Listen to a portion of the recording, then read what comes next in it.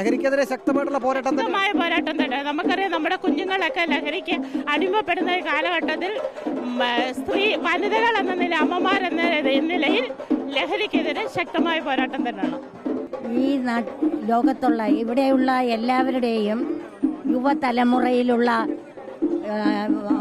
നല്ല മാർഗം സ്വീകരിക്കാതെ മയക്കുമരുന്നിന് അടിമയായി പോകുന്ന, ലഹരിക്ക് അടിമയായി പോകുന്ന ഒരു കൂട്ടം ചെറുപ്പക്കാരുണ്ട്. അവരെ തീർച്ചയായും നല്ല രീതിയിലേക്ക് കൊണ്ടുവരുവാൻ ഇതൊരു തുടക്കമായിരിക്കട്ടെ എന്ന് പ്രതീക്ഷിക്കുന്നു. ഈ കേരളത്തിൽ ലഹരി മാഫിയ കൂടുതൽ പിടിമുറുക്കുന്നു എന്നൊരു അഭിപ്രായം പൊതുവെയുണ്ട്. കോൺഗ്രസ് അതിനെ എങ്ങനെ പ്രതിരോധിക്കും? കേരളത്തിൽ ലഹരിക്കടിമയായ ധാരാളം കുട്ടികൾ ഈ ഇപ്പോഴുണ്ട്. ഇതിനെതിരെ പ്രതികരിക്കാൻ മഹിളാ കോൺഗ്രസും ശക്തമായി ഉണ്ടാകും. കോൺഗ്രസിന്റെ കൂടെ ആണെങ്കിലും മഹിളാ കോൺഗ്രസിന്റെ കൂടെ ആണെങ്കിലും ലഹരിക്കെതിരെ എന്ത് പ്രതിരോധത്തിനും ഞങ്ങൾ തയ്യാറാണ്.